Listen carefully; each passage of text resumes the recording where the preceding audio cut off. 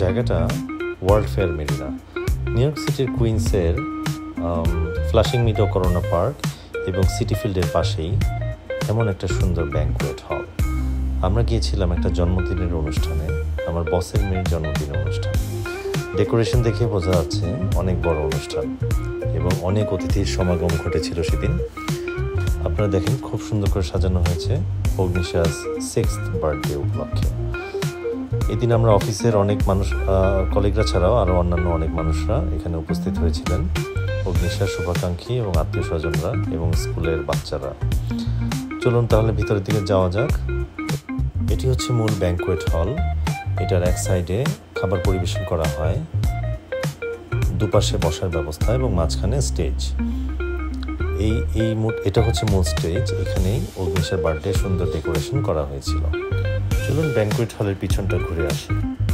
Banquet হলের পিছনে এরকম একটা তাঁবুর মতো আছে, যেখানে খোলা পরিবেশে অনেক রকমের স্ন্যাক্স পরিবেশন করা হয়েছিল এবং মানুষ যারা আমন্ত্রিত অতিথি ছিল তারা হেঁটে হেঁটে খাবারগুলো উপভোগ করছিল।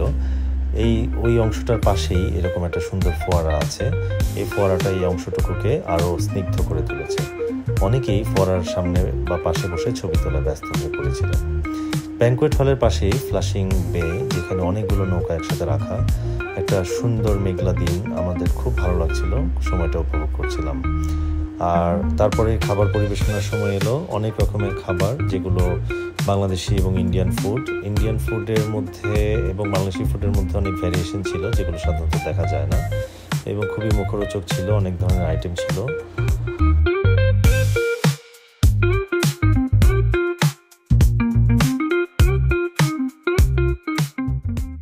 এরপরে রয়েছে গোলাপ জামুন এবং অন্যান্য ফল ফ্রুটস, যেগুলো মানুষ ডেজার্ট হিসেবে উপভোগ করেছিল এবং এখানে 2 ধরনের আইসক্রিমের ব্যবস্থা ছিল।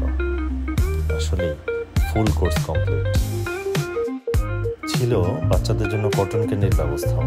এখানকার বাচ্চারা কটন ক্যান্ডি বলতে অজ্ঞান, বাংলাদেশে যেটাকে আমরা হাওয়াই মিঠাই বলে থাকি। খুবই মজাদার।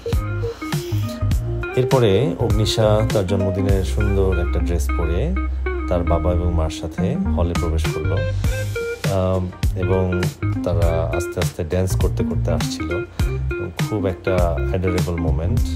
অগ্নিশার 6th বার্থডে এত সুন্দর করে সবার মাঝে এত সুন্দরভাবে উদযাপন করা হয়েছে। অগ্নিশার সাথে আমরাও খুব হ্যাপি ছিলাম সেদিন। আমন্ত্রিত অতিথিরা সবাই ছবি তুলতে এবং ভিডিও করতে ব্যস্ত ছিলেন। আসলে এমন একটা মুহূর্ত ছবি বা ভিডিও না করে থাকা যায় না। কিছুক্ষণ পরে ছিল বাচ্চাদের পারফরমেন্স। অনেকগুলো বাচ্চা একসাথে ড্যান্স করছে তাদের অত্যন্ত জনপ্রিয় একটি গান, বেবি শার্ক ডু গানের সঙ্গে। আমার মেয়েও একটা সাইডে দাঁড়িয়ে সে খুব সুন্দরভাবে সে ড্যান্স করেছে, সে অনেক আনন্দ করেছে।